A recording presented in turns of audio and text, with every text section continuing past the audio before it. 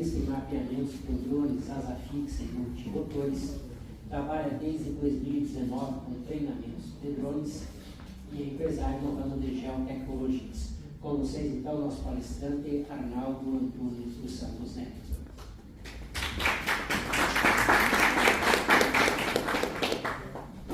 Então, bom dia a todos. Agradecer o convite dos organizadores, né? É uma honra estar aqui.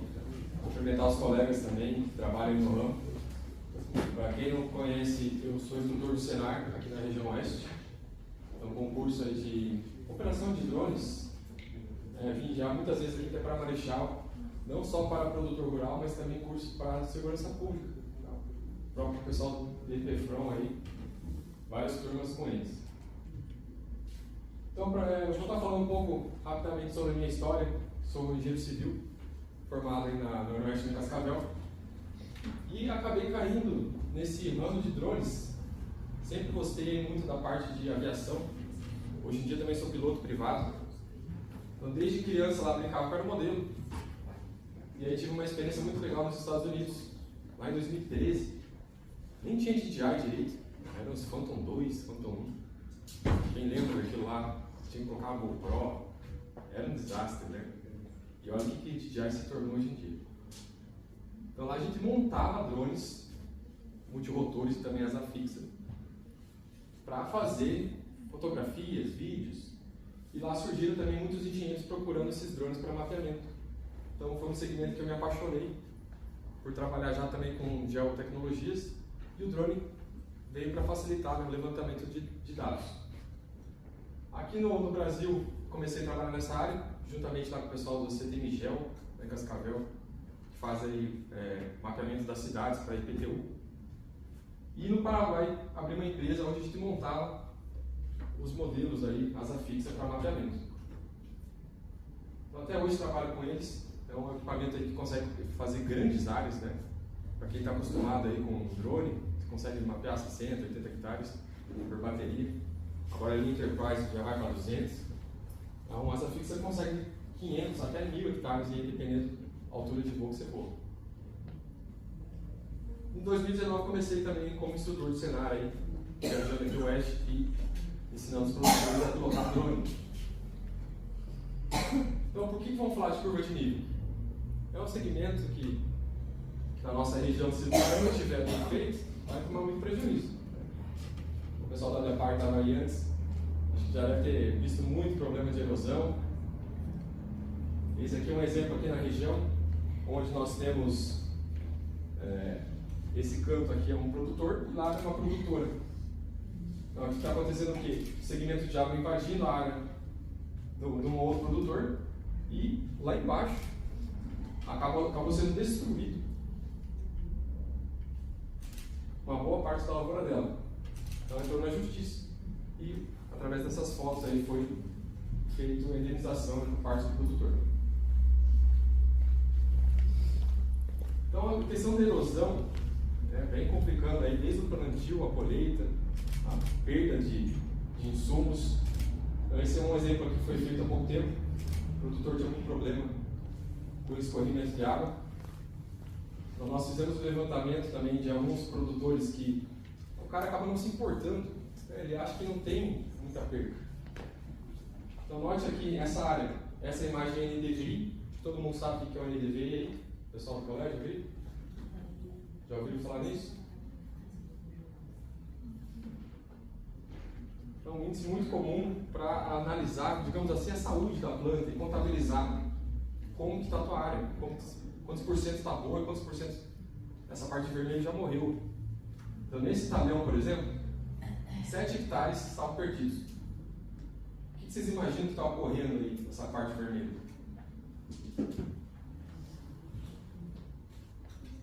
Acúmulo de água? Acúmulo de água. E olha só como o cara tinha algumas curvas, uma em cima da outra, mal dimensionadas. E essa área total, aí, se você fizer o cálculo do prejuízo, chegava a 100 mil reais por safra. Então, será que não vale a pena o cara investir um pouco e melhorar isso? Então, seria mais também um índice aí para você tomar uma decisão e melhorar a tua lavoura, melhorar o aspecto físico dela. Uma outra reclamação dos clientes aí é o quê? Muitos deles têm aquelas curvas mais antigas, né? Aquele murumbum bem alto, estreito. E aí com as plataformas de hoje em dia eles não conseguem colher direito. Atrapalha também o plantio, a colheita. Então eles querem uma readequação, menos curvas e que sejam mudadas para essas bases mais largas. Então, como quem trabalha na parte de mapeamento sabe, esse é o fluxo de trabalho para a gente levantar informações no campo. Então começa lá com o planejamento de voo, depois a reconstrução do software de fotogrametria e, claro, depois vamos para o QGIS, aí, ArcGIS e fazer o estudo da área. Claro que sem a RTK hoje em dia fica impossível fazer uma aplicação, né, uma implantação de um projeto de forma bem feita. Então, para quem não sabe o que é RTK, nós temos aí um sistema de correção através aí de uma base que transmite a correção em tempo real para o rover, que seria lá um GPS topográfico. Claro que hoje em dia nós temos drones com isso também, né, que nos auxiliam a coleta de informações. Esse exemplo aí são os locais onde foram coletados pontos de controle com a RTK para garantir uma acurácia muito boa nas coordenadas geográficas do mapeamento. Porque depois, quando a gente vai passar para um trator, que tem RTK também, o projeto, e ele vai lá para o piloto automático marcar no campo, se não tiver isso, vai dar um erro muito grande, coisa de metros. Então, quais são os cenários para melhorar as curvas de nível? Esse é o cenário ideal, onde não tinha nenhuma curva. Então, você pega uma área limpa e projeta do zero. Acho que na nossa região é muito difícil encontrar isso. Isso aqui é mais no norte do Paraná. Vejo também sudoeste aqui, pessoal de Santa Catarina. Os caras, ninguém tem base larga, ninguém tem. Também. Eles não fazem. Eles acham que é ruim. Então, vem na parte de conservação do solo, né, aumentar também a infiltração de água, ajuda muito. E aqui o agrônomo falou, eu quero fazer. E daí me contratou para fazer esse projeto. É claro que quando é assim, é muito bom porque você pode ver como é que está o escoamento da água, focar nos pontos aí ideais e tomar cuidado, né, onde a questão também da declividade atrapalha muito. E nesse caso a gente pode estudar cada quantos metros é o ideal para colocar uma curva. E aí você consegue fazer um levantamento de custo, até também em relação de horas máquinas, né? Quantos quilômetros eu vou ter que implantar, quanto de diesel vai gastar. E aí você pode ter um levantamento bem interessante, discutindo com o agrônomo qual que é a quantidade de curvas mais eficientes. Nesse caso aí, o produtor não tinha maquinário, né? Ele tinha um trator normal, sem piloto. Então, graças a um parceiro lá do Paraguai, que revende pilotos agrícolas, instalei uma RTK ali no trator dele e foi feita a demarcação de forma manual mesmo, o cara seguindo a linha ali no monitor. Depois, com um trator de esteira, eles levantaram as bases e ficou muito bem feito. Aí vamos para o caso 2, que é o que acontece bastante. O pessoal começa a limpar a área, geralmente em lá eucalipto, e ele quer partir para a lavoura. Ele vai fazendo essas ideias, né? Faz meio no olho. Aí ele vê que começa a erosão, que não está muito certo, e aí ele quer fazer um projeto melhor. Então ele já tinha começado algumas curvas de nível aqui, né, nesse canto. Ele queria avaliar se estava certo e continuar elas, né, mantendo o nível certinho ali para segurar a água. Então nesse caso foi feito de acordo, projetado de acordo com o que ele já tinha no campo, para que elas encaixassem, né, e passado também para o piloto. Ele vai remover essas ideias. Então aí a foto já deve ter marcado assim, no campo. Então já tinha bastante problema de erosão aí e curva alagando. Até para observar aqui os escorrimentos, né? E claro que com o piloto fica perfeitinho a linha, fica sem nenhuma tremida. Então dá para observar bastante erosão aqui nessa faixa que não tinha essas três últimas. Então é crucial o cara implantar certo as bases. E aí nós chegamos na reforma Também é naquele caso que a gente fala que curvas muito altas o cara não consegue colher direito. As curvas acabam atrapalhando ele na operação do maquinário. Então, nesse talhão aqui, já tinham 3 erosões bem acentuadas. E uma a gente não entendia de onde que vinha tanta água. Parecia que tinha uma nascente aqui no meio. Aí, analisando o modelo de elevação, esse aqui é um sombreamento por relevo. Lá no campo, a gente não enxergava isso aqui, ó. Tem tipo um valo, uma parte mais rebaixada aqui, que coletava a água da estrada e jogava bem para o meio aqui do talhão dele. Aí, conversando com o pessoal mais antigo lá, era uma estrada antiga que tinha aqui. Tinha quase meio metro de profundidade, esse valo bem grande, uns 30 metros de largura. Então, visualmente, você não enxergava ele. Mas no drone você conseguiu ver. Aí se você faz o projeto de altimetria baseado lá no modelo topográfico convencional, onde que vai pegar pontos com a RTK, ou vai caminhar com o trator com a RTK, você não vai conseguir enxergar isso aqui. Então o drone é legal que você coletou toda a amostra, né, do relevo. E aí com simulação de drenagem deu para ver que o problema realmente era aqui. Então isso aqui foi levantado, né? E, claro, um novo projeto de curvas de nível. Também ele tinha algumas curvas que não terminavam em lugar nenhum.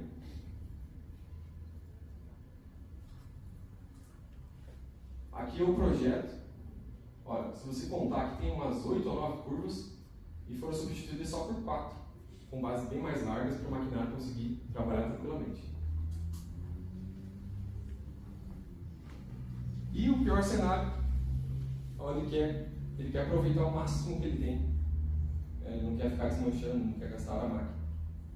Então, nesse caso aqui, é feito um estudo das erosões, qual está lagando, qual está no nível, de onde está vindo água. Nesse caso aqui, muita água do vizinho, pontos de infiltração, né, que escorre a água do vizinho, entra nele, alaga a curva, estoura a curva e vai estourando tudo para baixo.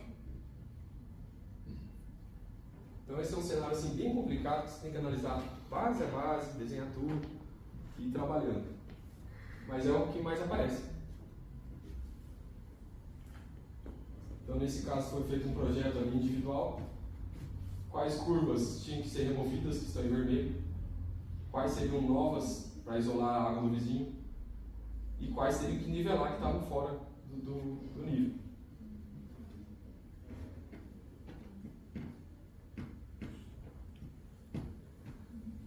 Então, trabalhamos também, pessoal, com o projeto de drenagem. Não sei se vocês já ouviram falar no Chaco Paraguaio.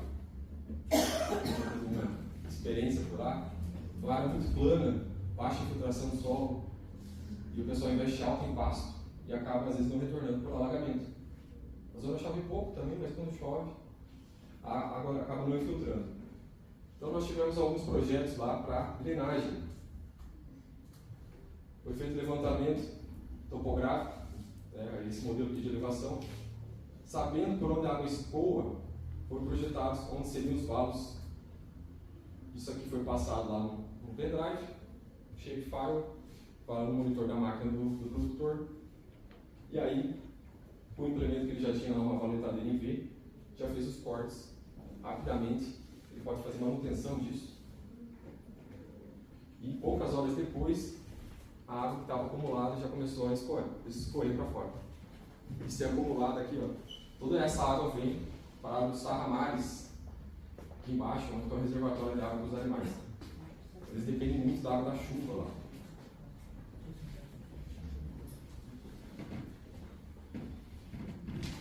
Uma pergunta aí, pessoal, tudo certo? Até não sei se no Brasil poderia fazer um projeto desse. Projetos de drenagem, tem áreas que são permitidas, sim, se a gente imaginar a região de Querência, do norte ali, que é feito o cultivo, a risicultura, né?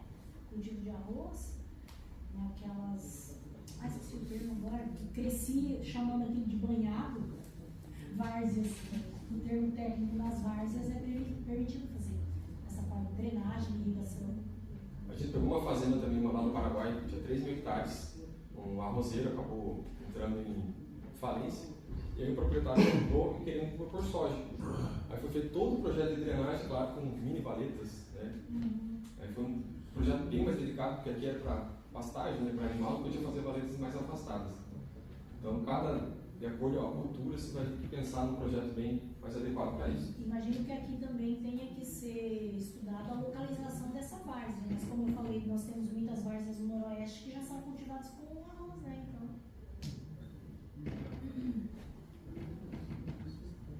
Então, só para deixar aí a propaganda da nossa empresa, a Eagle Power, está no mercado desde 2015. Então, trabalhamos com georreferenciamento de imóveis, mapeamento geral com drones, também os projetos curvas, drenagens, linhas para máquinas, atuo também nas perícias judiciais e, claro, treinamentos.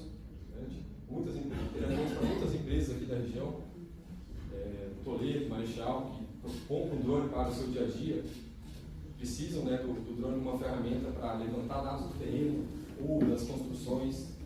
Esses dias, eu sou um pessoal em Toledo que eles faziam levantamento dos postes, né, de fibra ótica, e eles precisavam ver qual estava desnivelado, qual tinha problema.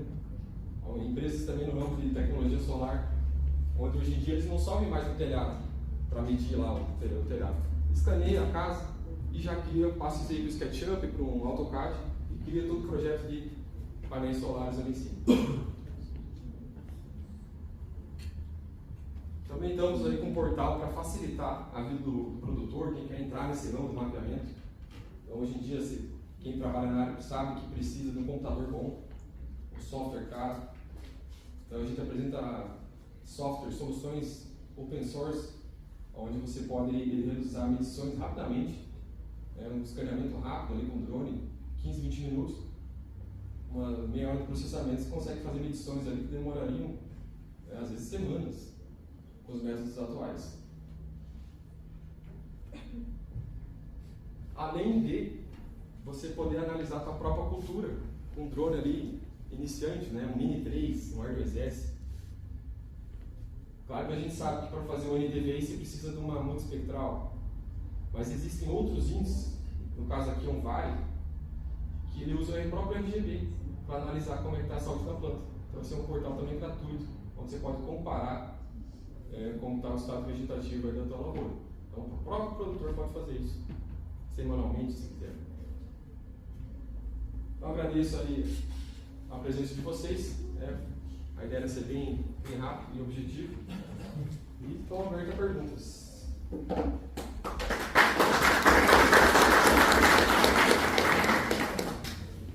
Nós vamos abrir para perguntas. Quem tiver alguma pergunta, é só levantar a mão, nós levamos o microfone para vocês.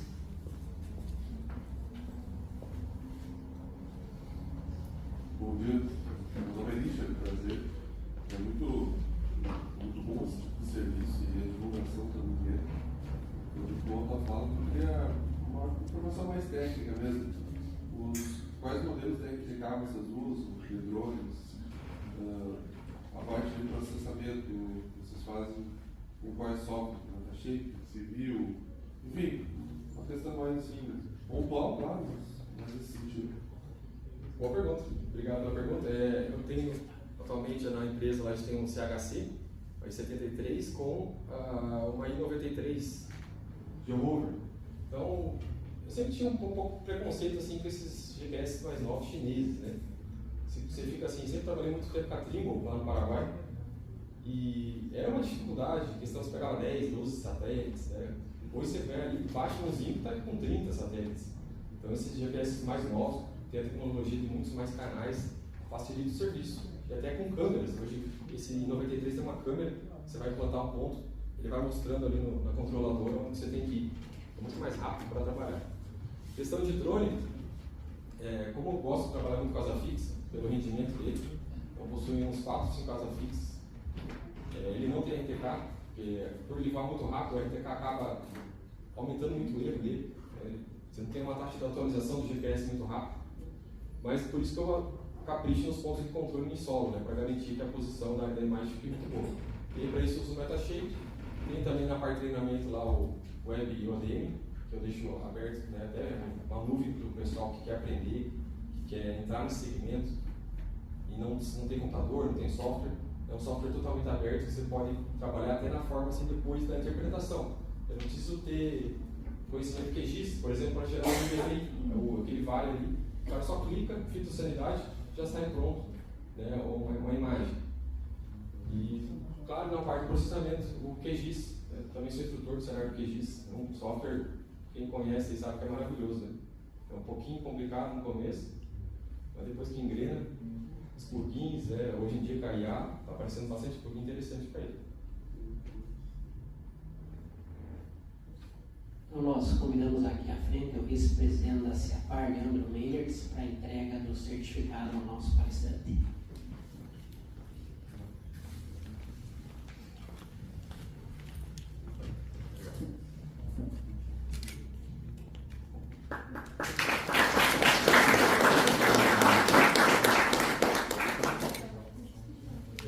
Nós finalizamos nesse momento os trabalhos do segundo dia do 5º Encontro Paranaense de Drones